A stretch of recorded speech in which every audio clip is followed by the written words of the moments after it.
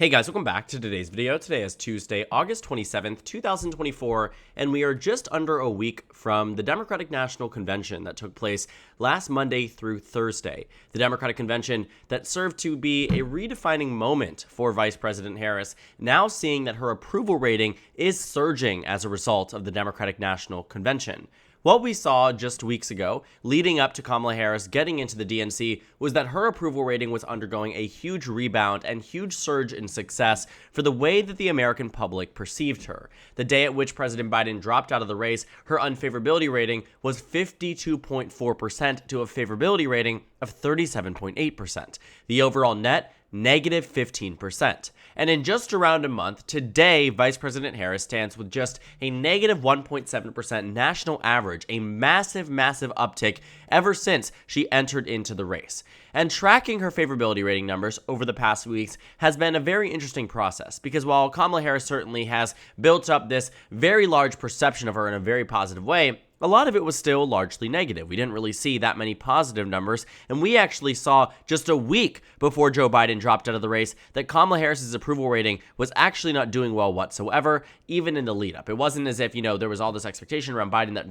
brought her down. It was more so that, Kamala Harris wasn't as popular as she is today. In fact, just earlier on in this year, around March, around the State of the Union, Kamala Harris dropped to one of her lowest points ever in terms of national favorability rating. And yet today, it really has rebounded quite tremendously. And you can see it. It is a very, very massive uptick. It is as if, all of a sudden Kamala Harris visited the homes of 1 out of every 2 Americans and convinced them to like her. And that's largely been what the major effort of this campaign has been, to redefine Kamala Harris, to make her more likable, make her more electable. And that's something that every campaign really embarks on when they take it into a race where a candidate doesn't have high favorability ratings, as we can see right before she entered into the race.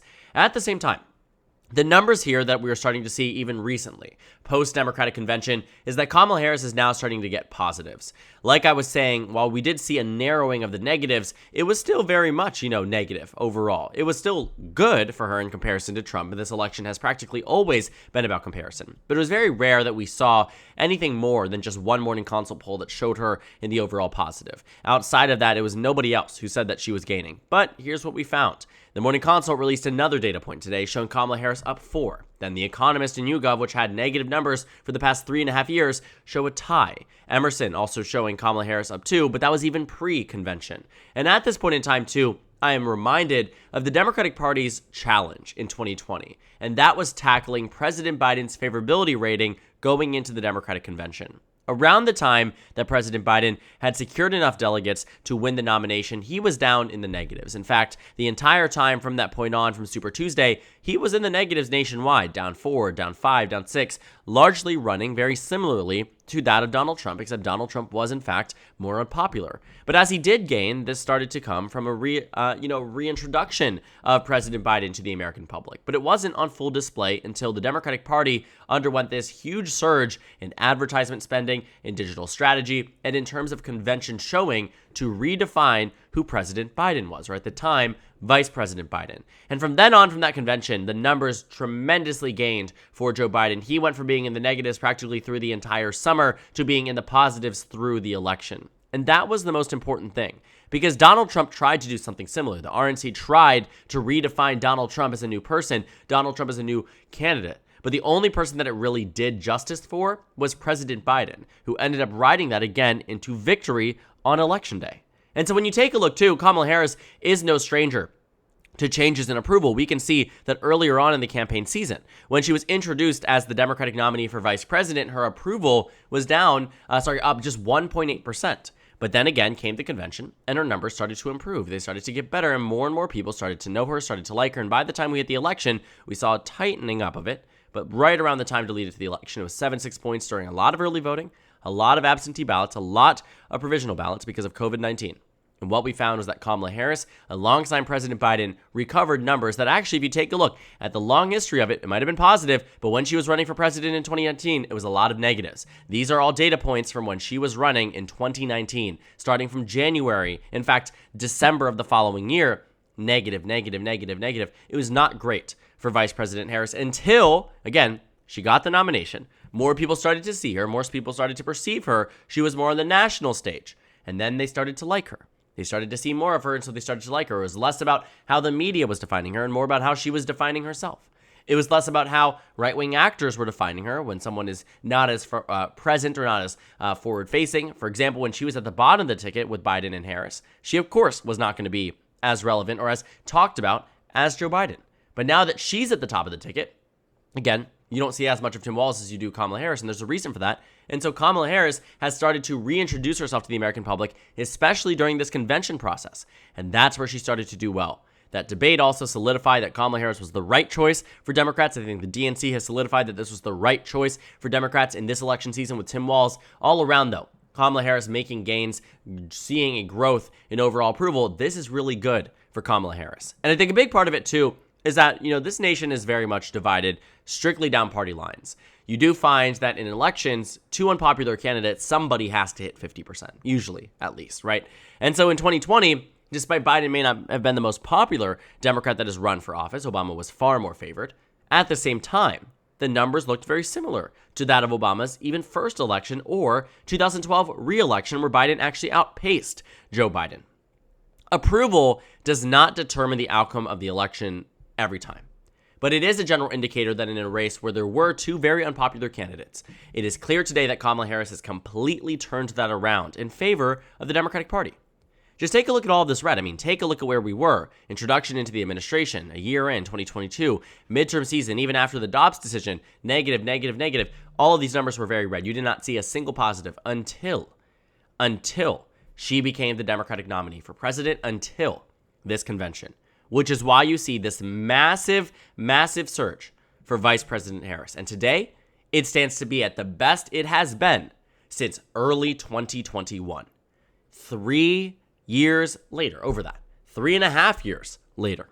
And Kamala Harris is back to a position where by the time we reach Election Day, she could very well be more liked than disliked. And that is a problem for Donald Trump. Because when he was running against Biden, we could see that their favorability rating numbers were largely running even. In fact, Trump had the upper hand against Biden. And a big reason for that wasn't because Biden was this candidate who nobody liked. It was because Democrats liked him, but not enough. Only 60-70% of Democrats were saying positive things about Joe Biden when asked about it. With Kamala Harris, it is a unified, absolutely adore her. 90 to 95% approval. When it was Biden, it was 60 to 70%. And so his favorability rating numbers took a hit. And while I don't think they would have been, resulted in a Trump plus 8% victory, 9% victory, I do believe that Donald Trump was on track to win the election on the day Joe Biden dropped out of the race. And that's why I had that election prediction 2 weeks prior that had Joe Biden showing the worst electoral performance for Democrats in quite some time. In fact, the worst electoral performance for Democrats since Walter Mondale. That would have been a really bad look for the Democratic Party, and they know that. And I think that's a big reason why Joe Biden decided to drop out of the race. But what we see here is that Trump was, in part, outpacing Biden in a way now that Kamala Harris is outpacing him. Trump's favorability ratings weren't suffering as much as they were in 2020, at least not to the same extent as certainly after January 6th. But point being here, that on the favorability rating game, Kamala Harris has completely changed the trajectory of this election. And so now that I look ahead, to an electoral map like this, my most recent election projection showing Kamala Harris up 287 to 251, I have always been adamant that this election was going to be close. Even the race that I said where Joe Biden would perform worse than the worst Democrat since Walter Mondale, that still would have been a close race in theory, right? I think Donald Trump might have won the national popular vote by a few points and then would have won the swing states by 1 or 2 or 3. It wouldn't have been a blowout, right? And so I do believe, even with Kamala Harris on the ticket, it's a close race. We've known this about the 2024 election, that it is always and always will be a competitive race for as long as this nation remains as polarized as it is today. But when there are candidates who can make it through the weeds and can ride a convention bump, not only in national perception, not only in national head-to-head numbers, but also in the way that people perceive them on a personal basis. Kamala Harris changing the way that voters view her completely squashes any argument that Democrats or independents or Republicans even had against her being swapped out on the ticket. And to be fair, nobody could have looked at this now and predicted it a month ago and said absolutely it would completely rebound. I was a firm believer that should she have been swapped out, her approval rating would go up because people are going to try to coalesce around a new candidate equally. To say that she would go from being down 15 the day Biden dropped out to being down less than 2 points today, with 70 days to grow and a convention bump that looks like it's starting to form. It is point after point after point that I cannot express enough that this campaign, for the month and a week that it has been run very powerfully. $580 million fundraised for the Kamala Harris campaign, not just including Act Blue. $582 million for Kamala Harris's presidential campaign alone since July 21st. That is an insane amount of funding. That is an insane amount of money. And it's the reason why you now have tens of field offices opening up in battleground states, while you have $300+ million slated in advertisement spending after Labor Day. You have probably been seeing Kamala Harris ads left and right on the TV, on YouTube, on TikTok, anywhere you go. Big reason, or maybe not on TikTok, but big reason that you're seeing it is because the advertisement structure has been set up so powerfully because it is funded. I can only imagine that we will be seeing even more after Labor Day. And that's good news for Kamala Harris, because it is this multi-part effort that has saved the Democratic Party's candidacy this election. And it is Kamala Harris who Democrats have to thank, and who certainly is bringing, in Tim Walz's words, the joy back to the race for the Democratic Party. Because they are far more unified than they have been in a very long time. These unanimous positive ratings doing super well is unlike anything we saw for President Biden since 2021. And Biden had 3 years to do it. What Kamala Harris has accomplished in a month, and that has changed the way that Americans view her. Turn her track record into something very positive, where many Republicans thought it would be a detriment. Leaning into her work in the administration where it matters, like abortion rights advocacy, student loan debt forgiveness, capping insulin for seniors, things that are good for Kamala Harris from the administration she can latch onto. In moments where Democrats may have heavy disagreements with that of President Biden, she can also use that. She's in a unique enough position that people can say she's not the president, she can't do this now. She clearly has some fundamental disagreements with that of some Democrats, and some even could say President Biden. At the same time, she can take credit for a lot of what has been done good for America on behalf of the Biden-Harris administration. And so it's a really good place to be when you are someone like Kamala Harris who's looking for a unified party. You got that. Looking for a lot of money. You got that. Looking for an energized youth electorate. You have that. And that's why I think, too, people are now seeing her in a different light, whether on social media or TV or even watching the convention, which had over 20 million viewers every single day. Millions of more viewers than that of the RNC. I think 8 to 9 million more viewers than that of the RNC. And the Republican Party loves ratings. And that was an RNC that happened just days after Donald Trump had an assassination attempt on his life. Days after J.D. Vance was announced as the Republican nominee for vice president. And this was a time frame in which the RNC should have been the most tapped into. The RNC should have been the most watched. The RNC had everything going for them. And Democrats just decided, now that Kamala Harris is on the ticket, that they have everything going for them. And the American public is agreeing. This surge in approval is unlike anything we have seen in a very long time. I think in 2020 is really the only comparable point there. But even then, we certainly did not see a 14-point swing nationally in under a month. And so this swing here, I think, in favor of Kamala Harris is one that is indicative of what a very good and very put-together campaign can do against a candidacy like that of Donald Trump. Because I don't deny that Kamala Harris's numbers are likely doing better because her direct point of comparison is now Donald Trump. Because her direct point of comparison are Republicans who are perceived as too extreme and too insane for the average American centrist voter. That's where Kamala Harris is coming into this, which is why you do see back in 2020, they are still in very much, embodiment of viewpoints and belief sets and whatever it might be, the same people they were in 2020.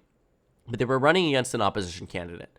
The only problem for Joe Biden is that he couldn't recover it against Donald Trump.